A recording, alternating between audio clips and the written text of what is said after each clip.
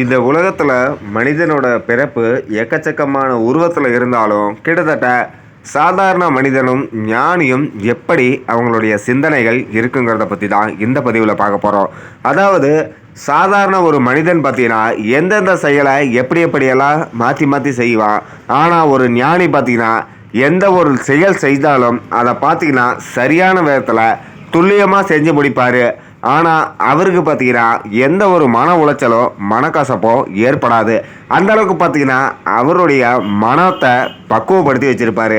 இப்போ பார்த்தீங்கன்னா, உதாரணத்துக்கு ஒரு ரோஜா பூவ பார்த்தா சாதாரண மனிதனுக்கு, இந்த பூ பார்க்கறதுக்கு அழகா இருக்குது.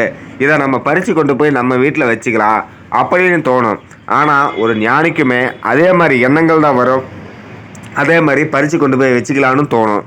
ஆனா, அதே சாதாரண மனிதன் பார்த்தீங்கன்னா, ஒரு பெண்ண பார்க்கும்போது, அந்த பெண்ண பார்த்த உடனே அவனுக்கு ரொம்ப பிடிச்சு போச்சுன்னா, அந்த பெண் கூட எப்படியோ ஒண்ணு பழகி, அவனுடைய ஆசாபாசங்கள தீர்த்துக்கிட்டு, அவங்களோட வாழ ஆரம்பிக்கலாம் அப்படின்னு நினைப்பான்.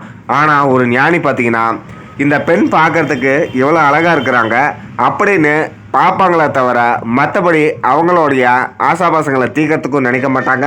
அந்த பெண் கூட வாழறதுக்குமே நினைக்க மாட்டாங்க. ஏன்னா எல்லாமே இந்த பூமியில கடந்து போயிடும். அந்த மாதிரி இதுவும் ஒரு சம்பவம் தான். அதாவது ரோஜாப்பூ எப்படியோ அதே மாதிரி தான் பெண்கள். அவங்களுக்கு விருப்பம் இல்லாமல் நம்ம வற்புறுத்தலுக்கோசரம் அவங்கள வற்புறுத்தக்கூடாது. பூக்கள் மாதிரி நம்ம ஈஸியாக பறித்து கொண்டு போய் பெண்களை நம்ம கூட கட்டாயப்படுத்தி இருக்க வைக்க முடியாது. அந்த மாதிரி ஞானிகள் மனசை பக்குவப்படுத்தி வச்சிருப்பாங்க. ஞானிகளுக்கு எவ்வளோ பெரிய சுமை வந்தாலும் அவங்க துளி கூட மனசை கலங்க விட மாட்டாங்க. ஏன்னா அவங்க எல்லாத்துக்குமே பொறுமையாக மிக மிக கடைபிடிப்பாங்க. உதாரணத்துக்கு சாதாரண ஒரு இளைஞர் பார்த்தீங்கன்னா ரோட்டில் ஒரு கைத்தடியோட நடந்து போயிட்டு இருக்கிறாரு. அதே வழியில் பார்த்தீங்கன்னா ஒரு முதியவரும் ஒரு கைத்தடியோட நடந்து வராரு.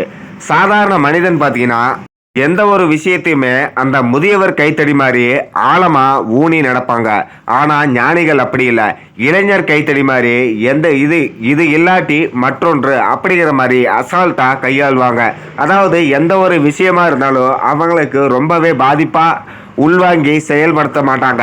இதுவும் கடந்து போகும் அந்த ஒரு எண்ணத்தை உள்ளடங்கிட்டு எதுவாக இருந்தாலும் நம்ம மனம் கலங்காம தைரியமாக ஸ்பேஸ் பண்ணணும். அந்த ஒரு விஷயம் பார்த்தீங்கன்னா ஞானிகள்கிட்ட அதிகமாகவே இருக்கும்.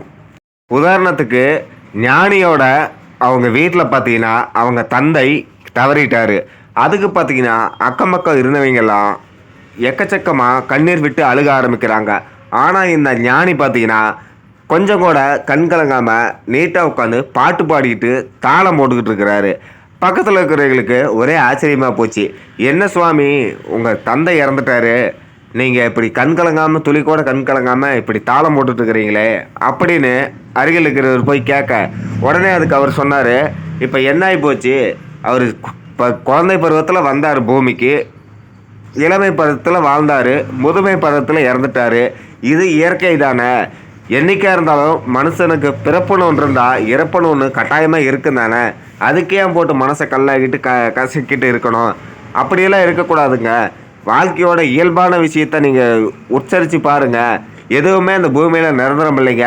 இன்றைக்கி நம்ம இருக்கிறோம், நாளைக்கு நம்ம இருக்கிறோமோ இல்லையோ, இருக்கிற சிறிது காலம் மனசை கலக்க அடிக்காமல் நிம்மதியான ஒரு வாழ்க்கையோடு வாழணும். மற்ற எந்த விஷயத்துக்குமே கவலையே படக்கூடாது அப்படிங்கிற மாதிரி ஒரு பதிவை சொன்னார். இதை கேட்டு அவங்களுக்கு பார்த்தீங்கன்னா என்ன இந்த மனுஷனுக்கு ஆசாபாசம் எதுவுமே இல்லையாட்டிருக்குது அப்படின்னு யோசனை பண்ணிட்டு இருக்கும்போது, ஆசாபாசம் எல்லாமே ஒரு இயல்பு தான். ஒவ்வொருத்தருக்கு கிடைக்கும், ஒவ்வொருத்தருக்கு கிடைக்காது. அது கிடைக்கும் போது நம்ம அனுபவிச்சுக்கணும். அது நம்ம வீட்டு கை நழுவி போகும்போது வருத்தப்படக்கூடாது. அப்படி இருந்துட்டா இந்த பூமியில் எதுவுமே நம்மளுக்கு பெருசாக தோணாது அப்படிங்கிற மாதிரி ஒரு பதிவை சொன்னார். அதாவது இந்த பூமியில் பார்த்தீங்கன்னா சிலர் பொன் பொருள் பெண் அது மூணு மேலேயும் ஆர்வம் கொண்டு எக்கச்சக்க குற்ற சம்பவங்களை பண்ணிட்டு அவங்களுடைய வாழ்க்கையை கெடுத்ததும் இல்லாமல் அந்த எதிராளியோட வாழ்க்கையும் கெடுத்துக்கிறாங்க. இருந்தாலும் இந்த பூமியில் எதுவுமே நிரந்தரம் இல்லை, எதுவுமே பெருசில்லை அந்த மாதிரி நினச்சிங்கன்னா உங்களுடைய வாழ்க்கை நல்லாவே இருக்கும். மனிதனாக பிறந்துட்டா பிறப்பு ஒரு முறை, இறப்பு ஒரு முறை கட்டாயமாக வந்தே சீரும். ஆனால் இடையில வாழ்கிற அந்த கொஞ்ச நாள் வாழ்க்கையில் எது மேலேயுமே ஆசைப்படாமல் உங்களுக்கு கிடைக்கிறத வச்சு சந்தோஷமாக வாழ கற்றுக்கிட்டிங்கன்னா உங்களுடைய வாழ்க்கையில் யார் தடையாக நின்னாலும் அது உங்களுக்கு பெரிதளவில் மனதளவில் பாதிக்காது. உங்களுடைய வாழ்க்கை பாதை தெளிவாகவும் சிறப்பாகவும் இருக்கும்.